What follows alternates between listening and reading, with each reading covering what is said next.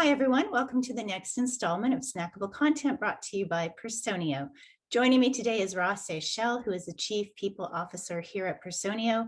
Ross is going to share some insights on how to create an engaging work experience by taking a holistic view of people processes across the business. Welcome, Ross, and thank you for joining me today. Hi, Laura. Yeah, great to be here. Hi, everyone.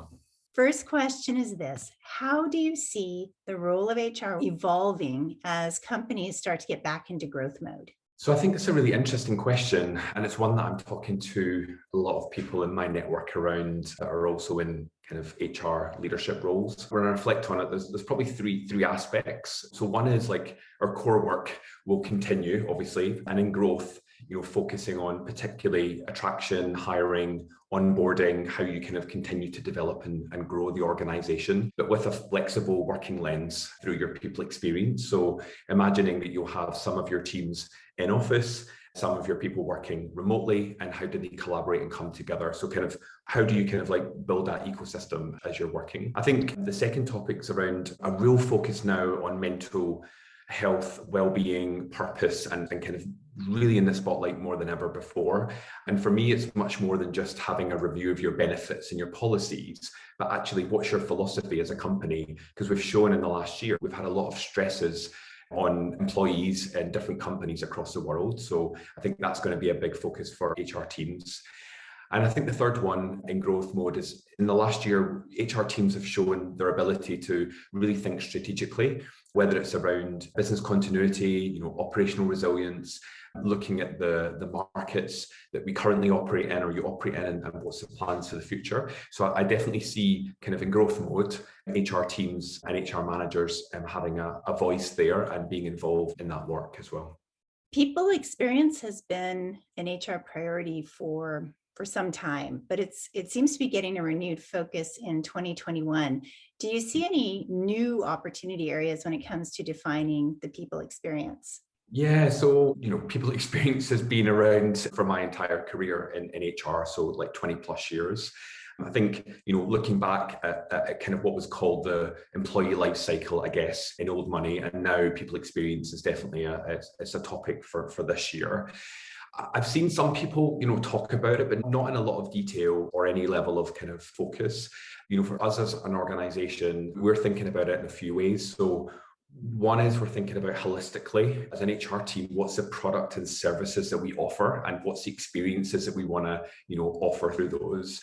And we use that as a way to assess the work we're doing within our HR teams, give feedback, and also improve some of the processes we're working on, particularly looking at processes or work that we can automate or build into workflows or build, around technology. So that's where things get really interesting.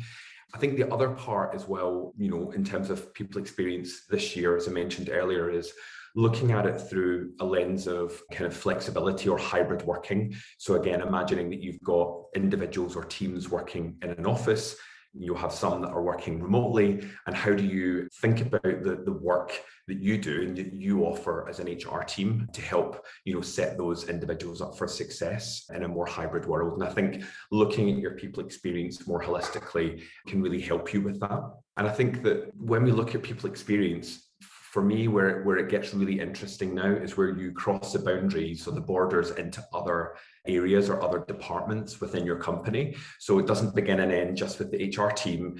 Actually, you're talking to people within IT, within finance, within your office teams or property teams, because people experience is not just an HR topic to own. It's owned by lots of other departments or lots of other specialists as well. So that's something that we've started to do in Personio as well. That's a really great point. The people journey crosses functional boundaries.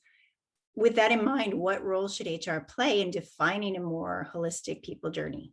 I think initially, like take the lead, like be bold. I think take the lead is the first one, and grab the opportunity to bring people together. And whether you're in a small company and you've got one person doing finance and one person doing IT, or you're in maybe a larger company where you've got teams set up already, and share kind of what work you've done on people experience and where there could be opportunities to do some kind of cross cross-department, cross-team analysis of some of the existing processes that you have and how you could make some changes, by working together.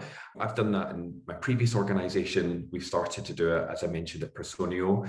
And what we've seen is, we've taken a few specific areas. So kind of starting small would be my advice.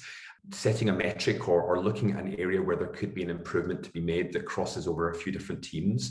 So for example, we've been looking at our onboarding experience, and that covers lots of teams like our office teams, IT, people operations, recruitment, and thinking about where are the things that we could make changes to improve, especially around kind of using our own platform, but also using other forms of technology, so that in the end we can make the experience for our new employees even better as we continue to grow. So yeah, that's kind of my thought there. Thank you, Ross, for joining me today, and check out personio.com for more information and interviews.